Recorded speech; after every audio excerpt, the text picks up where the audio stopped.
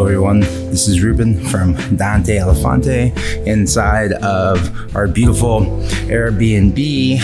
This is like, we're in North Carolina. This is kind of like the first day all the bands really had to kind of sit down and recharge in many ways. I actually had time this morning to edit the podcast, and that's what this is about. Welcome to episode 94 with Michael Rault, the Dante Elephante podcast. We are on tour right now with Hot Freaks. I'm currently in my room at the Airbnb, and tonight we have a show in Carborough, North Carolina. And yeah, this week we're going to make our way down from Carborough to Atlanta. After Atlanta, we do Orlando, and then we do Miami, Tampa, and then we make our way to Texas. So if you're in Texas, we'll see you soon. Austin, Houston, San Antonio, Dallas, and then we make our way to Oklahoma. We got a lot of shows, and then we're gonna hit California. A bunch of shows. Houston's already sold out, and there's a lot more low ticket warning. So if you're watching this, come on out. And this episode is with Michael Rault. We recorded this at Treefort in 2023, and this is such a good episode, man. I've been holding on to this episode for way too long, and it was such a good conversation. And I love Michael. I love talking to him. We talked about recording at Mac DeMarco's house, recording with at the Daptone studio to tape, and everything that went into his latest record. This was a really fun interview to go back and listen to. I remember in the moment I was like, oh, this may have been one of my favorite ones of the whole trip when Jenny and I went to Treefort last year, and this was definitely one of the ones in my head. I was like, this is probably one of my favorite episodes, so I'm excited to put this one out. Michael Rault is so talented. Listen to Pearl Charles, but yeah, we're out here, Carborough, North Carolina. Dante Elephante is playing. I'm technically in Durham right now, but Carborough is about 30 minutes away, and it's crazy to be out here, man. We've been on the road for 2 weeks. We left Santa Barbara 2 weeks ago, and I guess we're on week 3 now, and we left Santa Barbara, ended up in Las Vegas. The van had an issue with the gear switch cable, which we had to get repaired twice at a mechanic in Santa Barbara, and then it broke again when we got to Las Vegas. And then from there we made it to Denver, said hi to our friend Emma, who was filled in on keys before for Dante, and then from there we went to Des Moines, got a hotel in Des Moines, played our first show in Chicago. For everyone who came out to Chicago, thank you. That was such a fun way to kick off the tour, and saw our friend Annabelle there, and yeah, we just kept it moving, man. From there, we went to Detroit. Didn't get to see the Motown Museum this time, but we went with Rebel Bucket in October. But we still had a good time. After Detroit, we did Lakewood, Ohio. We played this place called Mahal's, which was a really crazy venue with like 3 floors. The bottom floor was like this vintage 70s bar with like a vintage bowling alley, a straight up bowling alley in it. Upstairs was like the restaurant, another bar, the big venue where we played. And then there's a third with a smaller bar, and they're doing comedy in that bar. And Lakewood, Ohio, man. Such a crazy time to be that close to the Trump's attempted assassination. Pretty wild to be in this area. And then, from there we left Lakewood, Ohio, and moved to Pittsburgh, which was really fun on a Sunday. And then we were in Philly. From Philly, we made our way to New York. It was great. I got to see Tommy DeVoy, who was the original drummer of Dante Elephante. I got to hang out with him and his brother Joe. And Boston. Then we were in Boston. Then we went to DC, and DC was breathtaking. I got to take the band over to the Lincoln Memorial. And I just thought that was cool, man. And everyone was stoked on it, and it's breathtaking. If you've never been, you should definitely go. You see the White House, and you're like, this is the White House, But the Lincoln Memorial is like, I don't know. I think it's worth it. I think that's like the one you get out the car and find parking and do the walk and walk up the stairs. And they have a ramp now too, so they have a bunch of stuff. But I love the Lincoln Memorial. I think it's really cool. From there, now we're in North Carolina, man. We stayed the night in Virginia. It's been a wild tour so far. And, sometimes you see these tours and you're like, man, this thing is going to take forever. And then you look and you're like, oh shit, we're almost kind of done. Not to say that this one's like we're halfway through or anything, but it's getting there. And I brought all my podcast equipment thinking I was going to try and do some interviews, but oh boy, We've had like no time. We really had like no time on this tour, but I'm glad I can at least edit some of this older episodes and do this intro. And yeah, now we're making our way down to the South. I'm in the South now. We're making our way down to Miami by Sunday. So yeah, thanks for watching. Listen to Michael Rault. Enjoy this episode. I have another episode next week, so I should probably work on that while I have like time to kill before sound check. And yeah, appreciate you for listening. Right. Yeah, it's the Michael Jackson vocal mic. Yeah. Do you use this mic for vocals? I think so. I think that's what they say. I feel like that's at least the first time I remember hearing this mic years ago. Somebody was like, "That's what he used all the time." And I was like, "Oh, all right." Now I'm just saying it again, like 7 years later, but I don't know if it's true. Man, there is something nice about these mics. I found this one in LA for like $200. I was like, dude, why are you selling for so cheap? Nice. And now it does this. Oh, it's floppy. So and I tighten it. I've taken it off several times, but Needs stripped or something. yeah, it's stripped. Yeah. I was like, I get it.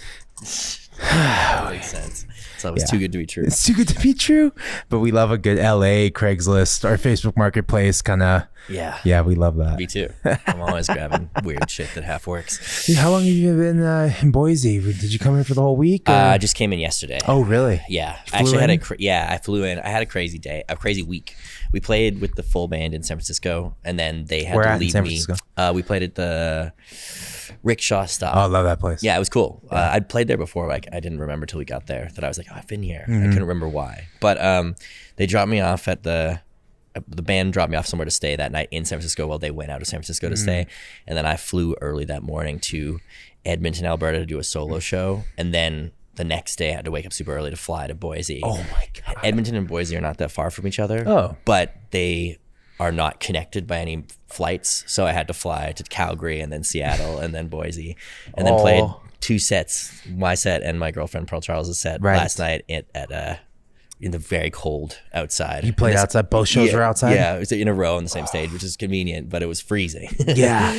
So that's brutal, man. Yeah, it's unseasonably cold. I was here last year playing with That's Witch, what and it was been warm. saying. Yeah. It was warm. Yeah. It was like nice, and that's why I brought shorts. Yeah, I am underdressed. Exactly. Because I came here, I played last year, and I was like, it wasn't that bad. Yeah.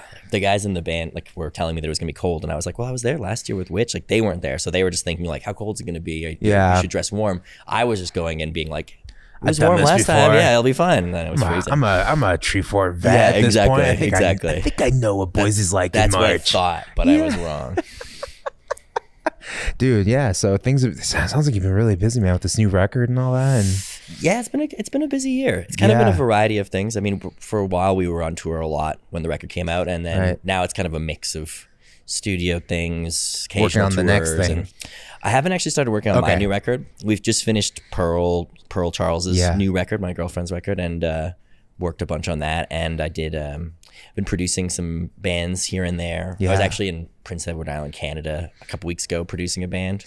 Nice. Which band? They're called Baby God. Cool. But I hadn't been in contact with them before, but they hit me up and had some Prince Edward Island Arts Foundation money to get me up there, so I went up there and did it, and that was cool. I get so jealous when a Canadian friend of mine gets money. I'm like, wait, they paid you to make stuff? And they won't let you pay Americans. If they wanted to hire you to produce them, they wouldn't let you do it because the money's got to stay in Canada, in the Canadian circulation. That's the whole thing. I interviewed a band from Canada, and I was explaining to them how I haven't been let into the country yet. Oh, right. Because I didn't do the proper visa work. Oh, yeah. Because they don't want those Canadian dollars leaving. It's kind of...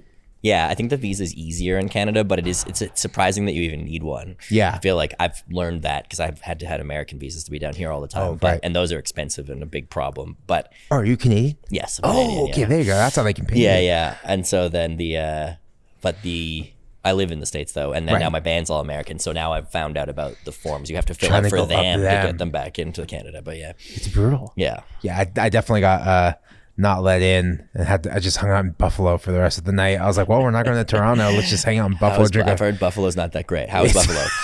I kind of liked it. I kind of liked how it was like run down. I'm glad to hear it. I don't mean to diss Buffalo, but yeah, well, I already dissed them. I'm sorry, Buffalo. I've never been there. I've never played a show. Like I've toured all over. I've driven through a bunch of times because that's one of the major border crossings. And I used to live in Toronto, so that was like one of the major coming down to the States border crossings. But yeah, I've never like stopped in Buffalo. No, we got a beer and just like damn, I guess we should email the venue. We're not showing up. Like, and the venue was 19 plus, which I didn't know that was like the drinking age of that. Right, where were you going? I can't remember the fucking. Was it Toronto or was it Toronto? Yeah. In Ontario, I think it's 19. Alberta, where I'm from, in Edmonton, it's 18. 18. Some places are 19, some places are 18. I think that's basically all the variations you get. But province to province, 18, 19. That's awesome. If I was like living in New York and I was 18, like I'd be driving every weekend. Yeah, people go up to Montreal to party all when the they're time. like 19 from anywhere in New York State. I think it's good, man. I started drinking when I was 18, and by the time I was 21, I was like, okay, I can handle myself because I already did the over drinking thing. I feel like at you 18. don't want to meet the 21-year-old who hasn't been drinking for the last 3 years to get all the embarrassing stuff out of the way before they're in the bar. That's a dangerous 21-year-old. And when I first started drinking, I was 18. It was 2008. So our phones were shitty. Like the video didn't look good, and like so all that stuff is just gone. Thankfully. Yeah, and everyone's lost all the data. It's not living on TikTok. It's true. I feel bad for some of these kids. That's nowadays. what they say about kids these days. They say that people don't like to drink and experiment with drugs and stuff as much as they used to because they feel more surveyed, I suppose, under surveillance. I get that. I 100% get that. And because everyone has a phone, you like, if I think about the time I got really trashed, I was throwing up on the floor of like a Denny's. Oh, dude, that's viral on TikTok now. I think I did the exact same thing. I feel like I actually did that once in Vancouver on an early tour, and that would have gone on TikTok or something and gone viral. Yeah, totally. Oh, my friend's a jackass. Like, yeah, exactly. I didn't mean to. Yeah. I luckily accidentally avoided TikTok entirely. Now I'm like too old. Even if I threw up on the floor of the Denny's, I don't think anyone would care or put it on TikTok. So I feel like I'm intervention. I managed to like miss that just exactly, which is probably for the best. Yeah. I feel like I am getting to that age. Anytime there is like a situation like that, it's just like, buddy, do you need help? Like, exactly. No, I just drank too Instead much. of taking a photo, I was like, I think we need to talk. Yeah, like, right. No, dude, I just wanted to have fun for once. Yeah, no, like, totally. Wanted to let loose like I used to, which I did yeah. last night. Oh yeah. And now I'm hungover today. Oh yeah. Because I wanted to let loose like I used to, and I was so tired playing those shows after the flights that I was talking about that I realized I didn't have a single drink the whole night. Yeah. Because I think I just felt like I was like able to get through it and I didn't want any sort of suppressant downer drugs getting into my system. I was like, I need to stay here and stay focused and finish the sets. That's awesome. So I'm kind of recovering, but I think this is recovery. Yeah, man. So I first found out about your music through Ryan Pauly. Oh, cool. Right. Yeah, I heard you on his podcast.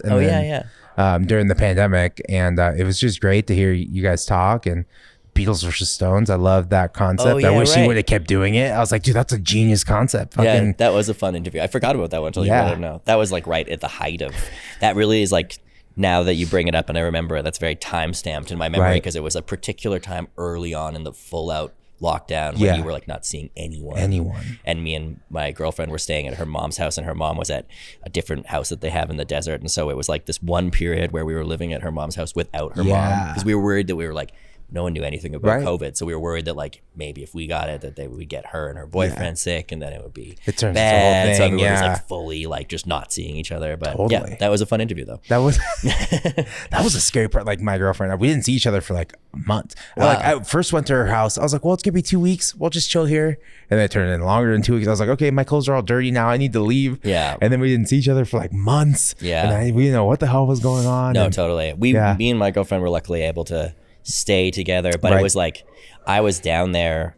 I think I had to renew my visa too, so I was like down there without a visa, and I wasn't planning on staying for that long. But then the borders started closing, and I had an O1, and I think technically, because I have a visa, I think I could have gone back and forth the whole time. But I was like kind of nervous that I'd go back to Canada and then not be able to get back in. And if she couldn't go to Canada, so I was like, that was for certain. So I just stayed in LA and didn't leave, because I was like, I think if I leave, like this could go on for years, and I might not see you again. So it did. Yeah, it did. Then it did. Yeah, exactly. So you made the right call. Yeah.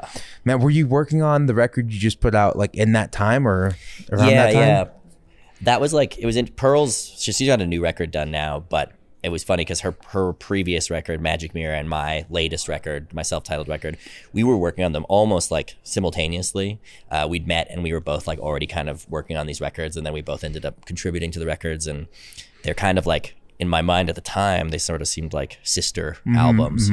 But Pearl finished hers like maybe like a month before me, which just meant that hers was done and ended up being released relatively early in COVID, but mine was like maybe a month away from being done. We were like in our last month of studio time in March, working on the record at the Daptone West studios in Riverside, California. Oh, really? They have a studio on Riverside? Yeah, I think that's like their main studio now. Inland Empire. Yeah, Gabe Roth's got an Inland Empire Penrose studios over there.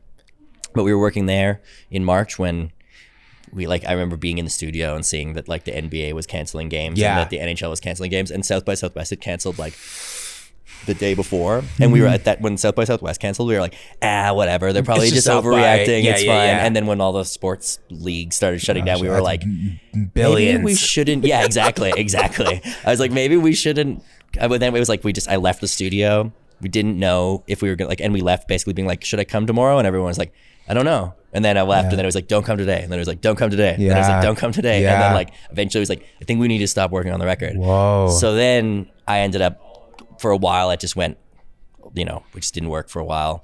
Eventually I ended up getting a bunch of the files and stuff, and ended up taking it to Mac DeMarco's studio and working with him for a while. And then I ended up going and working with Pearl's producer, who she's worked with on that same album, the Magic Mirror record, and her latest one, Louis Pesikov. I went to his studio, and then eventually it was mixed by a guy named Jim Valentine in Austin, actually. Cool. But yeah, it was like, so I thought it was gonna be finished fully in the Daptone world in March 2020, and it went through all these different phases and ended up being kind of reimagined a bunch of times, and eventually was finished in probably like December 20, I can't remember if it was December 2020 it was finished, or January 2020, and then it wasn't out until June 2022 or something like that. I can't even remember how this all came together, but it took a long time to get it finished and out, and it was kind of reimagined through necessity because of the COVID interruption right near the time that it was almost finished. So you mentioned like three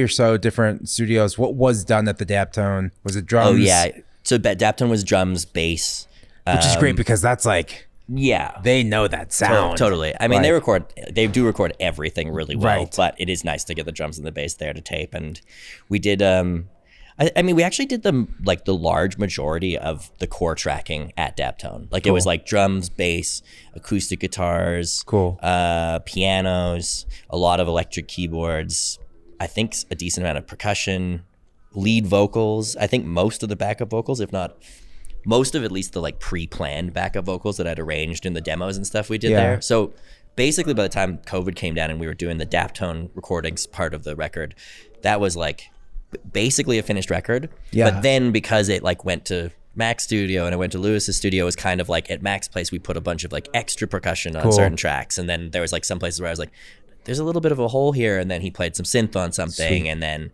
it's kind of me and him like playing percussion or synth or a little bit of guitar, and kind of like if I was trying to do some percussion thing, I'd be like, and it wasn't sounding good, I'd be like, you should try it, and then he'd do it, and then it would sound better. And kind of like back and forth, like whoever could do whatever we were doing would just kind of take it and run with it. And so that kind of like reimagined the record a bit. And then going to Lewis's, that was like a whole other co-producer sort of perspective on the whole record. So then he was like, this song, like, but somewhat the new people, and somewhat me too, just being in new spaces, like being like, wait a second, like all of these elements of this song are not working now, so cut those all out, we'll strip it down just to like these elements, and then we're gonna overdub like a acoustic guitar, and then put like all this stuff on it and do some synths. It was like more kind arrangement of, and kind of like a rethinking of everything. It's kind of funny, I like listened back to a early mix of one of the songs that I really stripped down and then rebuilt up, and I was like, just recently, and I was like, whoa, that arrangement was actually kind of cool.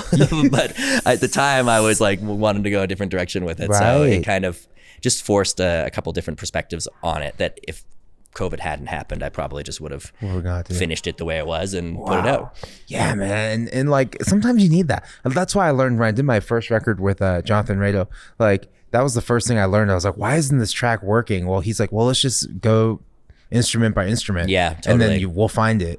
And then he's like, yeah, that bass line right there.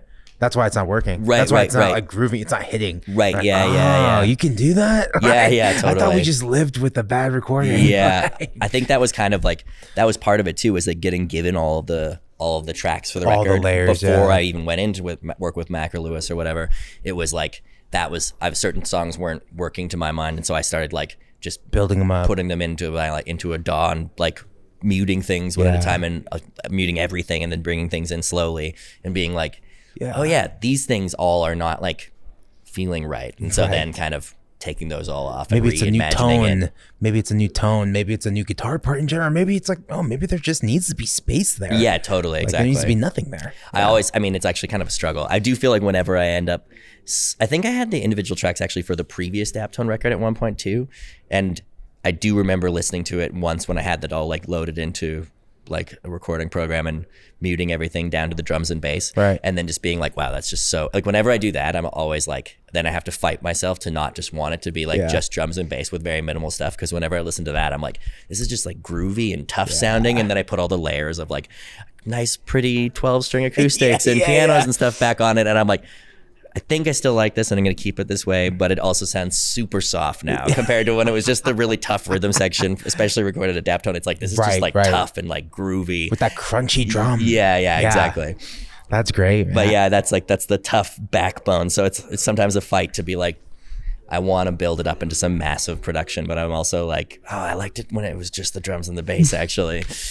I think, there's something to like when you grow up loving Pet Sounds and you want like this big lush production. Totally. And then you realize, well, Brian's a fucking genius, dude. You can't do that. It's just going to sound so crowded. I've definitely pushed into the most massive, I mean, the last couple records have been massive productions with massive string arrangements and stuff like that. And it definitely, it's fun. I think maybe I'm like starting to kind of dig the idea of a more minimal recording process. Like Mac's last couple records have been bare. Yeah. Drums, bass, a little keys, He might be a little bit more brave than me in terms of wanting to strip down that much, but it's stark. Yeah, almost. Wow, there's totally. like nothing on this track. Yeah. He's also obsessed with noise. Like he records analog, but he's obsessed with getting like the quietest, like all the Dolby noise reduction on his like crazy Studer machine. What was his studio like? What was that experience like? He's got an amazing studio. It's in the garage of his house in I guess I can't remember. It's a really specific neighborhood, but it's like close to Echo Park and stuff like that. And it's like he's got a garage there that's full of really nice gear. He's done very well for himself. Another Edmonton kid. We grew up together, so that's how we kind of, our families are family friends. Cool. So that's how we know each other. And it was cool to get together and work together because we hadn't worked really in years. Like we just kind of run into each other and hung out. Right. So we, but yeah, his studio is just really nice. He's done well for himself. So he's bought some really nice gear. He's just got a garage. It's just one room with a control room, and you record beside the computer or whatever. No like separation between the control room and the tracking room. But it's like, but he's got it like really nicely treated and has just put a ton of like extremely nice gear in there. That's awesome. Just like stuff that it's a real testament to his success. He just managed to like, he used to, when I first knew him and he was making his first big popular records, it was just like a Fostex. I think he had a Fostex 8-track that like two of the tracks didn't work or something. Nice. And some sort of like, old board that worked. But nowadays he's got the nice stuff. The nice stuff. I love that. Yeah. We love to hear that kind of stuff, man. Yeah. Yeah. So you said you saw my face in his house? I might be wrong. Okay. All right. I feel like it might be true. I feel like he got mailed a record and I thought it was your record. It might have been. I've seen you on social media here and there, and I've seen your guys' album cover. And for whatever reason, I always thought that was the same album cover that he opened up when I was there, which was possible. I might be confused though. Maybe someone sent it to him. Yeah, who knows? I'm getting to the point in my life that I don't know what's going on half the time. It's like early onset senility or something. Like I'm just like. Same thing with talking about Rickshaw Stop. First of all, you asked me where I played in San Francisco 3 days ago, and it took me like 5 seconds to say.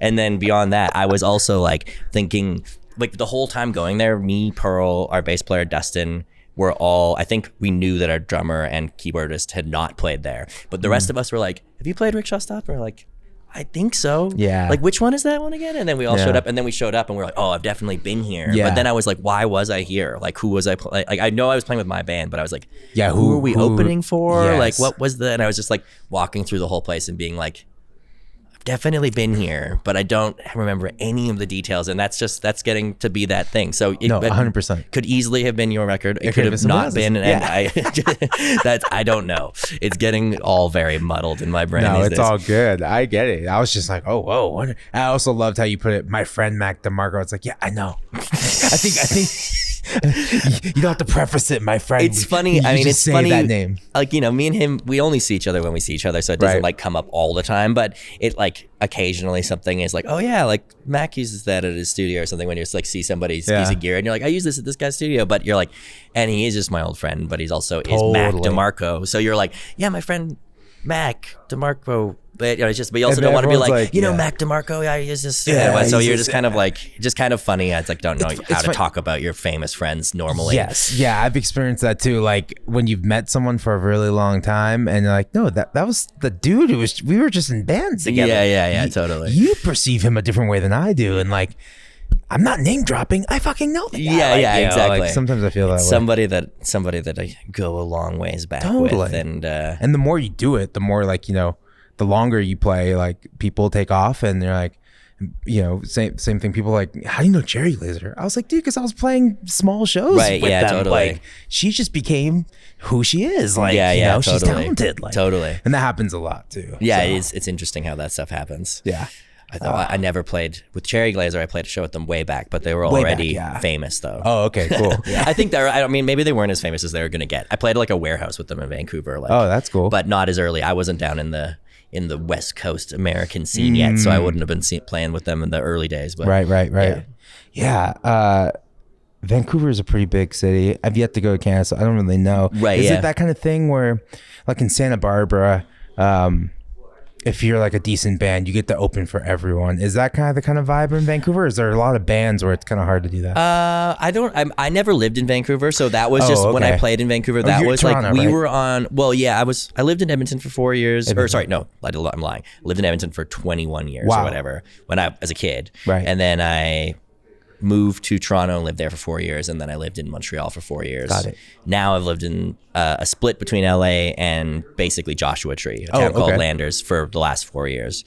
But yeah, I don't even remember how we were touring. We already had our like visas and stuff, and so we were touring in the States, and we were putting out some records and doing some stuff, and we dipped up to Vancouver and somehow we're booked onto that gig with Cherry Glazer and with Sunflower Bean. It was us, Sunflower Bean, Cherry Glazer, I think was the lineup. What a great lineup. Yeah, it was fun. It's cool. Really good bands. And just another example of right place, right time. Bands and bands that you played with when, you know, at that time, I think Sunflower Bean, we'd seen them and run into them a few different times and we were like, these guys are really good. And then they got quite a bit larger over the last few years.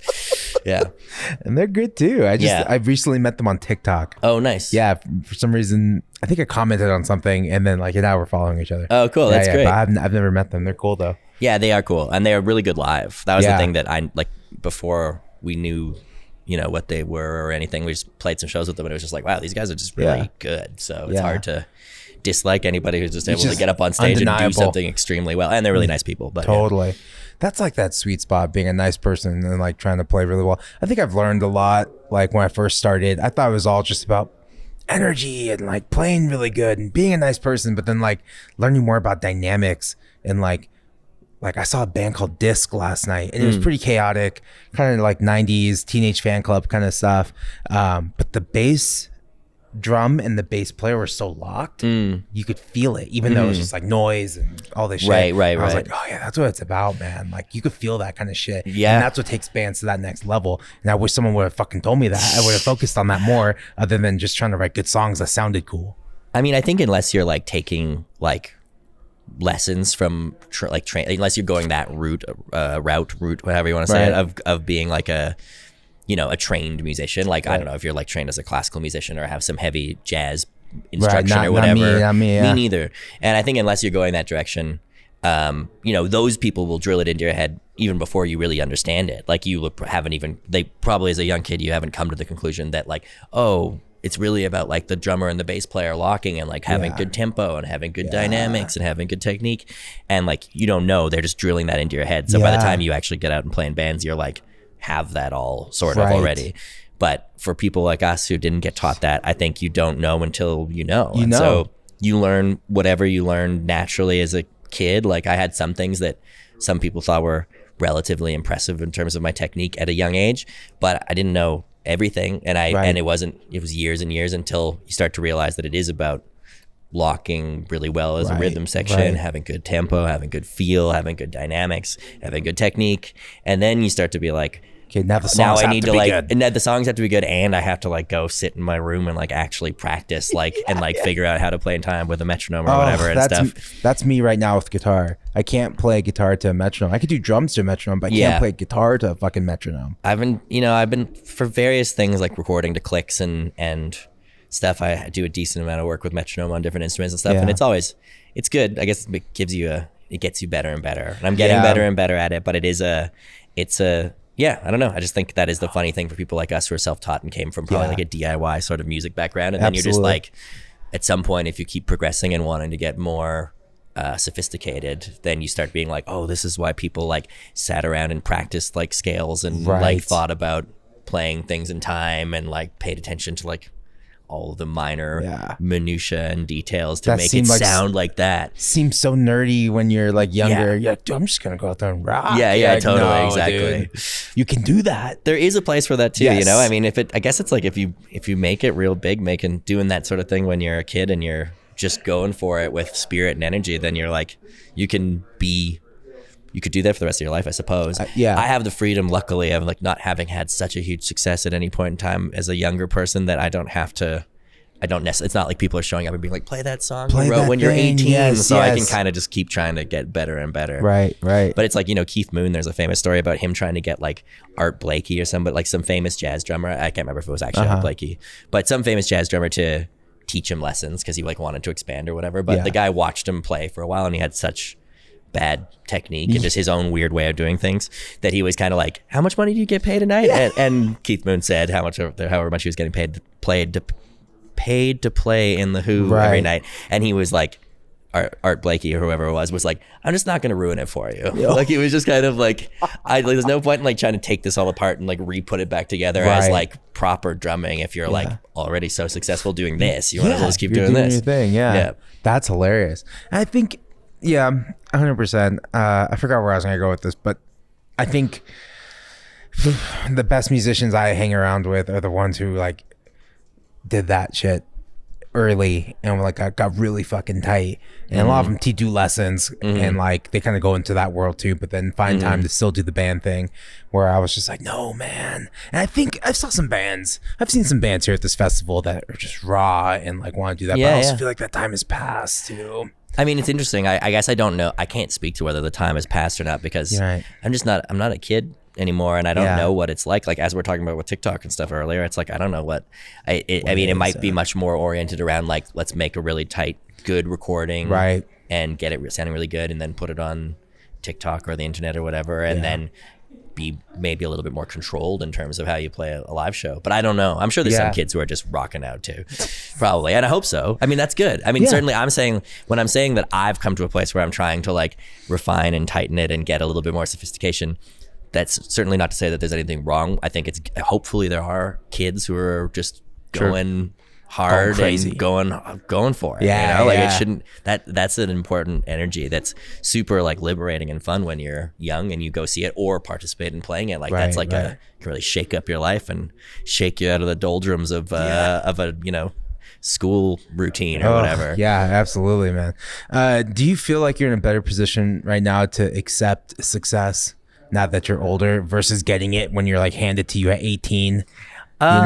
Yeah, I think so. I think that like you're prepared for anything that comes forth. I think that, I mean, I'm certainly would take any successes that can, and I've had my share, but I take them however they want to come, whenever they come, because I've learned to not be picky about it, because I just want to succeed and keep making music and surviving and stuff. But it's 100% a roller coaster too. Yeah, for sure. You're gonna have those years where it's like, wow, this is crazy, and then you're gonna have those down years, and then you're gonna go back up again. It's fucking crazy. Totally. Yeah. But I guess I would say that sort of from the perspective of seeing some people succeed younger and like, and even like hearing about it from like other people's friends who other people who knew someone who blew up and then has now gotten older or whatever. And you see that sometimes people, I think maybe, you know, it would be an emotional roller coaster to get everybody to, if you really blow up when you're like 20, that's gonna be crazy. You're gonna feel like you're like a god practically, because you have no perspective and everybody's just suddenly like just treating you like you basically are a god. And so I would say that it might be, if I ever achieved that sort of success, which like who knows if that's in the cards or not, but if I ever got to that at this age, it would probably be a lot easier to process and kind of have probably would still get to you a little bit and might inflate your ego a little bit too much, but it probably would be a little bit clearer that you're like, I mean, basically still the same person I was for the previous 10 years of playing small clubs and and just meeting people as just a person and hanging out.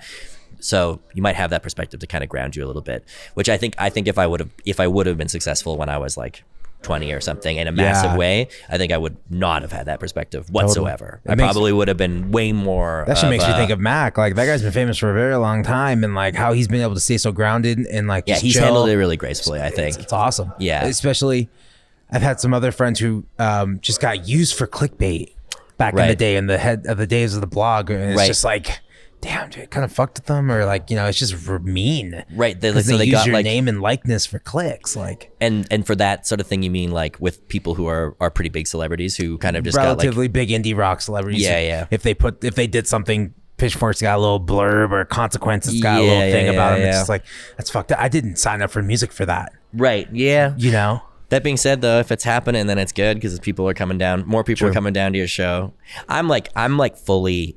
You know, actually, I guess I have my artistic integrity and certain things that I won't do. Just in terms of like when I'm making a record, I want to make it the way that I want to make it in the moment, because that's what I do this for, I guess. Yeah. But at the same time, I'm also very much open to the idea that I'm just like, if somebody wants to do some stupid feature on me and something, and I think, it's like, not this is great. Like, but you know, sometimes this is not this at all, but if it's like could be something cheesy or something weird, but I'm like, as long as like I'm not like really forced to do anything particularly that I'm uncomfortable with, like if it means that it gets a little bit more exposure and there might be like a handful more people down at the show, and then that means that the promoter might want to book us again next time, and then we can just keep being on the road and playing music, like anything that allows me to like more and more play music. And like I would love to get to a place where it was like rehearsal and recording and touring was just like everything all the time. Like we were just doing that, like, you know, I'd love to be like getting off the road and not being like, okay, cool, I'll see you guys in a bit, like whenever we have the next round of shows and we'll do a bit of rehearsal. I'd rather be like,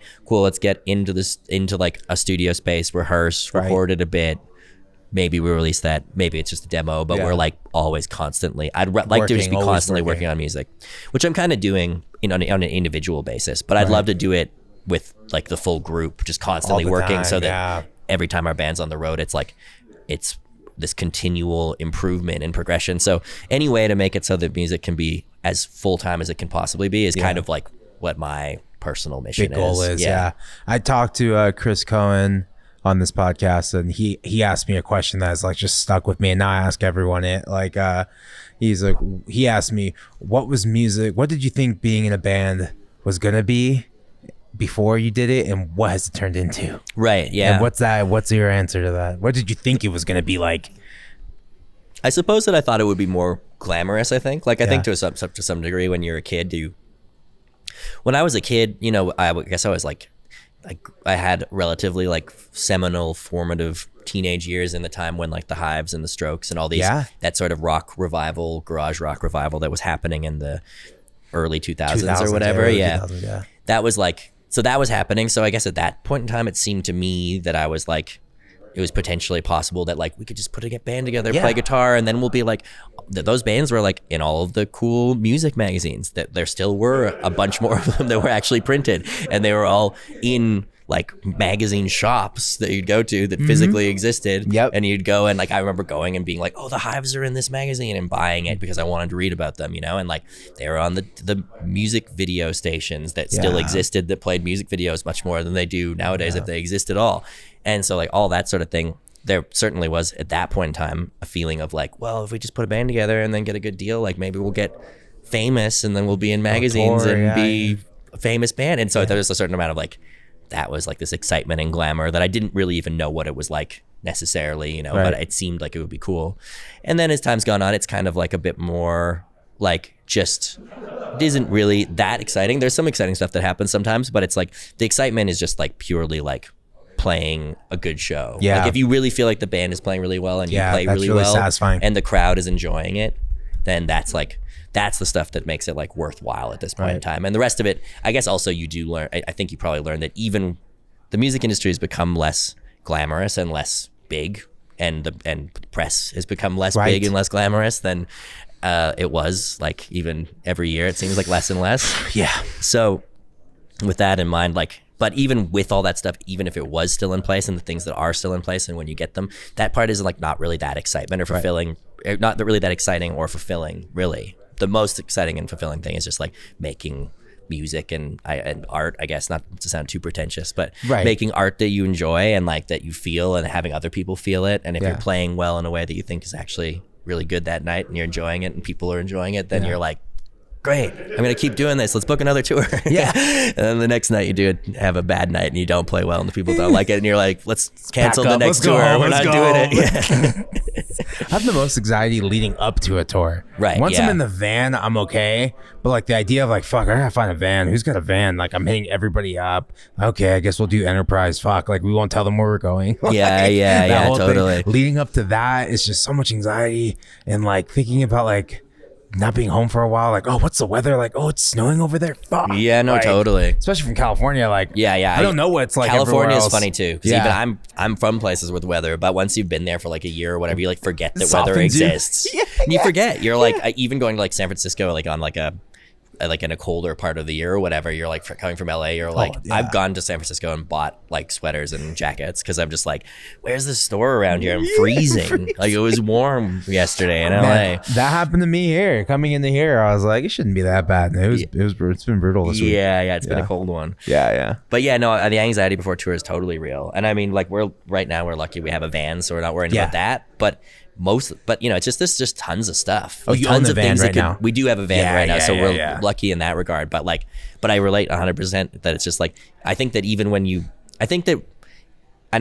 tons of people who tour much more glamorously than I do, but I think that even if we were like, I think if we were having this conversation and we both were touring on buses and we were both playing arenas and we had tour managers and stuff, the stress would probably reduce somewhat, but I still think it's still just going to be like, there's always just the nerves of like putting, you know, it's like every tour probably, unless you're like really just following up on a really recent tour, you're probably putting together a little bit more material. Maybe there's a couple players that have changed. You're like trying to figure out if like this new arrangement makes sense because you have a new person who's playing a different part, and then you're trying to do a slightly different thing to like augment it a bit differently than you did before. And then until you're like on the road and the shows are just kind of rolling by and you're like in the flow of it, I feel like it's always like disorienting, and you're like, oh, my life's gonna be totally different than it is at home, and I have to like, it's gonna be completely, you know, there's a certain amount of upheaval regardless. And then it's until you're in it, you're kind of like, how's that gonna be? And it kind of makes you nervous. More money, more problems. I guess that's probably true too. That's where I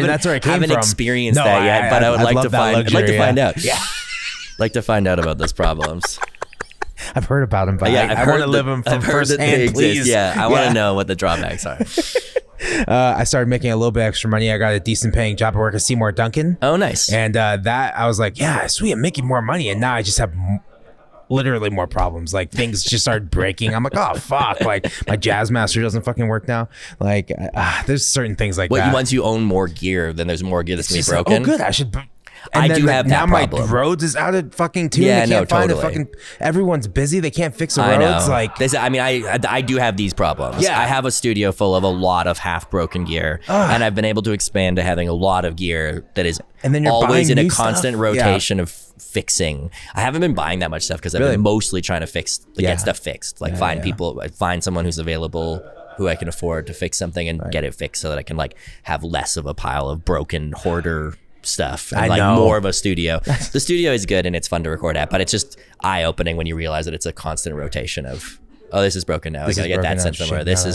We'll use this more. Oh, that's broken. Get the thing back, and then we'll send this into it's just like constant. I just rotation. bought DX7 nice. Used off Emmett Rhodes. Amazing. His estate. Wow, cool. Yeah, awesome. Which was really cool. And then that has issues now, but like I didn't test it. I just bought it. I was like, having Emmett Rhodes' DX7 is like a really interesting cultural history thing, because it's like not someone you'd associate with having a DX7. Like it's definitely owned that in like post his prime years, but it's still Emmett Rhodes' DX7. Fucked up sounds too. Oh, because he programmed them. Yeah, he programmed himself. So I've been meaning to do a YouTube video just like going through all 32 patches. And there's like one called Carlos. I've been using this tone called Carlos. And then there's Carlos 2. They're wacky, dude. Have you read that? This is kind of off topic, but have you read the Emmett Rhodes tape op interview and feature on his first 2 records? No. I think it's on his first 2 records. It's definitely on his first record. No, it's on the first 2. Yeah, and it was like it's just really good. They interview him, the first half is them interviewing him, who recorded it at home and made like one of the first like home studios ever, and like did all this crazy stuff. Like he didn't have a board, so he was just using these like pre's to record individually, and then he would wired all of the outs for each track to 4 different speakers. So he had a speaker for every track. So he's listening to 4 speaker mix of the 4 tracks that he was recording on. That's and crazy. So it's like this crazy thing about like, wow, he made this crazy record and he did it all in this crazy DIY way, like in the, late 60s, early 70s. And then the second half is an interview with is it Keith Olsen? It's like one of these famous engineers who like mixed and engineered for like some Fleetwood Mac records and stuff like that. And he's the one who mixed the records. And then he's like, they were totally so much hum on everything. Really? Like it was like such a badly, like it was just a home like wired studio. And he was like, Emmett was just like living in hum, like his speakers were humming. He had no idea that there was hum on the tracks.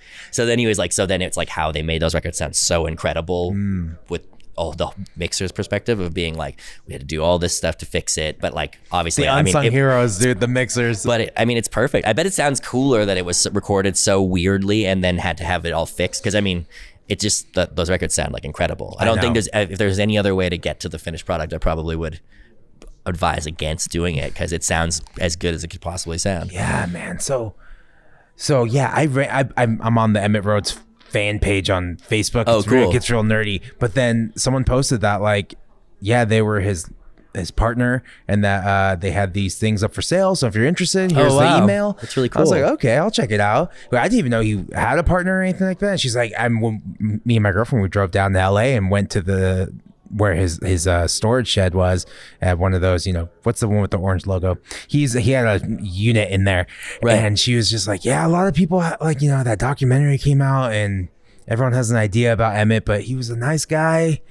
He wasn't a recluse like everyone thought. We were together. We had a great relationship. That's nice. I guess the documentary really focused on like a sad period in his life. They tend to do that. They focused on like when he made those records and then how that fell apart. And that was probably a time of like, massive upheaval and that makes turmoil. For a good story, I guess. But like, although that documentary was too sad. Yes. I hated that documentary. Like I watched it when like I was like when I was living in Montreal, and me and my roommate at the time were like, let's watch this Emmett Rhodes documentary. Yeah. And I was like planning on having like a quiet night at home. And after we were done, I was like so bummed. I was like, let's just go get a drink somewhere. Like I can't just sit inside. I can't go to my bedroom now alone after watching that documentary. So I'm happy to hear that it wasn't as bad as it seemed. Her name is Valerie. She's really sweet. And she's like, it wasn't like that. Like he loved my daughter and he was going to sell all this gear. He was going to throw it away.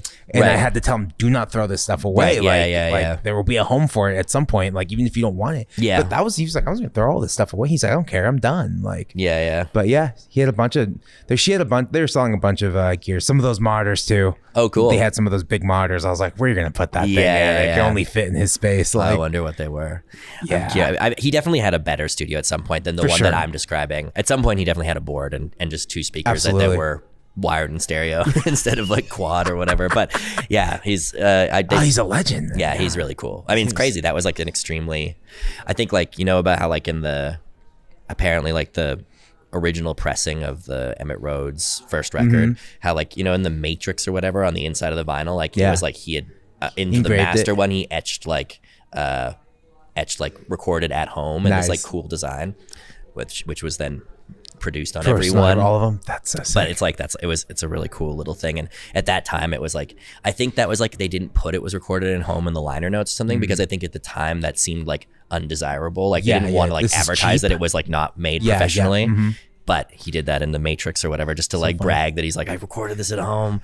And I mean, I think nowadays you would probably make a bigger deal about that. Right. It's like, that's a big deal. Like, if you look at like, I've listened to some interviews with May Pang, who's John Lennon's partnered in the Lost Weekend partner. Yeah, she said like, oh, John would love today, like his ability to record at home. That's what he wanted, but there was just never enough. He never had that like brain to like do that. Well, they had that amazing studio that they recorded Imagine in at totally. But it's not a home studio. It was a professional studio in a home. Yeah. But like, if he could have just recorded on his iPad, like that was the example she gave, totally. he would have done that. Well, Todd Rundgren's doing that, right? Really? Like he's a huge advocate of like, he makes all this stuff nowadays. He's like, I don't need all this analog gear. I got an iPad. Which, and we're just like the contrarian young people who are like trying to get all the old stuff to make that. You. Yeah, I want the recordings. I mean, I like the way that the old gear sounds most of the time better. Totally. But those guys, I think, just love. I mean, but it's like all old. Like I have a dad who's a musician, and I feel like everybody who used to have to like load like Hammond B3s like up flights of stairs to like play gigs and stuff back in the 60s and 70s. They're like, hell no. You know that you can just get like a pedal that sounds like a Leslie. And it probably sounds okay, but you know, they're just like super stoked. They're like, I don't even have to do any loading. I don't have to bring any gear. And you're like, sure, it's great. I was talking to an older musician in Santa Barbara, and like, I don't know, I wasn't like thinking. I was just like, I'm gonna do my next record on tape. Have you ever recorded on tape? He's like, yeah, we only did tape back then. Yeah. Oh, okay. Well, it's new to me. So, and a lot of them will hate it. And my dad is like, definitely, why would you do that? Yeah. Pro Tools is awesome. I'm like, no, it's not. Don't say that. I know.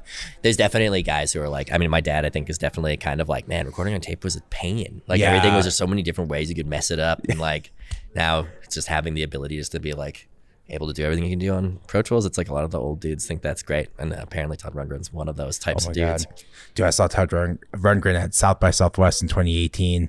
It was a weird show. I think our bass player was there too, actually. Yeah. I think he said that there was like not that many people there. Yeah. And it was like kind of like, I'm going to go see Todd Rundgren. He's like jumping around like, and I didn't recognize a single song. Right. I was like, what is all this stuff? Well, I mean, his discography is like huge, insane. Yeah. It's like verging on like he's sort of almost like a weirdo home artist type guy, like that is making all these, you know, he's just made so many records, although he's probably made it in nicer studios a lot of the time until he got his iPad. But the iPad is goated. I do love me a little garage band. I made all my demos in the pandemic on it. With the fake drummer and then the Echo Park setting. I don't use that setting, but That's how you knew. That's when I knew like the LA scene has hit that peak when there was an Echo Park drum setting. I was like, what is that supposed to sound like? Just hard rock. Oh, funny. And I was like, that is pretty hilarious. Are we a meme? Was our scene a meme? Fuck. Like, that's pretty hilarious. I know. Dude, I got some questions on Instagram for you. Oh, cool. Let's see what they said. Hold on. Let's see where they go. Okay. Why do people love the Beach Boys when 70% of their catalog is unlistenable? Well, I suppose that's a matter of personal taste. I like the Beach Boys like almost through and through, although I do know that it's funny. It's like I really love the like post Pet Sounds records a lot. Yeah. We've been super into that 70s Surf's Up. Yeah, Surf's Up Sunflower. is great. Sunflower is great. I mean, I feel like what's it called again? Carl and the Passions is a really great record. I haven't heard that one. It's one of the ones with almost no Brian on it. It's Carl was the leader of the band basically, and they called it Carl and the Passions because he was like at one point in an early incarnation when they were young, they wanted him to be the lead singer of the band when the brothers were figuring this stuff out, and they called themselves Carl and the Passions briefly, so they named that album Carl and the Passions. But that's got those like South African musicians from the Flames who were produced by I think Carl, and then they joined the band. It was Blondie Chaplin and Ricky Fataar, right? Yeah. And it's funny because like, so I mean, I think that Dennis and Carl have some really great songs from that era when Brian wasn't involved as well, clearly. But that record, like I always thought they had these like really amazing songs on it. They were a totally different sound. And I was like, wow, the Wilson brothers like really like went in a different direction with this. And ultimately, I realized that a lot of my favorite songs from that era are actually Blondie Chaplin and Ricky Fataar songs. Oh, really? So they were like really bringing this sort of like more 70s sort of folky rock, sort of deady, sort of like. Yeah. It's hard to like exactly put a finger on it. It doesn't sound like the Beach Boys really, but I was like, wow, there's amazing Beach Boys tracks, a totally different direction. But so for all those reasons, I really do like a lot of stuff that probably some people would find to be unlistenable. But you know, I mean, it's impossible to discount just Pet Sounds alone. Just by making that record, you're like, well, how can you possibly like, you can't really say anything bad about this band. and then I like so much of their other stuff that they've done. Then, you know, some tracks, I think most albums by the Beach Boys are like kind of a track to track thing for me. It's not like I like every single song, right? But there's the songs I like enough to be like, oh, I love that album. So kind of, I think that's my reason for liking them. Regardless of whatever percentage is listenable. I think what they're saying is like Surfing USA, like those early stuff. Yeah, I mean that's what people refer to. I like that stuff too, sort of. But you know, I mean, they're obviously a band that progressed from being very primitive surf rock, like almost novelty stuff. But you know, it slowly, even in the early days, it gets cooler and cooler. Like, you know, Warmth of the Sun is like almost a straight early Beach Boys song, but then it's like this actually kind of slightly more sophisticated lyric and melody and stuff. And you know, I think I like a lot of eras of their career for different reasons. It's crazy. And I've kind of referenced, I mean, like I feel like on my latest record I have a song called When I'm Back in Town Again, and it has like the choruses are just like between G and C power chords, and we do like this like backup vocal thing in harmony, like answering the lead line. And it's like a straight nod to like early Beach Boys, not even trying to do the like cool hard stuff, like just like sounding like straight up like 1963 Beach Boys. When you're doing something like that, are you making the reference in the studio like, oh, this is like a kind of a Beach Boys thing, or is it something you think about later? You're like, oh yeah, it's kind of Beach Boysy. I think I thought about it in the studio for this one. I also think like, you know, the Beatles with like Back in the USSR doing their Beach Boys like pastiche with the whole like that whole song. They're doing all this like, you know, the Ukraine girls really knock me out, and all that. They're very, so I feel like the Beach Boys have such a distinct sound that it's like, it's easy and fun to kind of be like, let's just pretend to be the Beach Boys for a second. Not easy necessarily. Right, but it's easy. But it's easy in terms of recognizable if you can get some of the factors to get like some of the, you know, elements in the right place.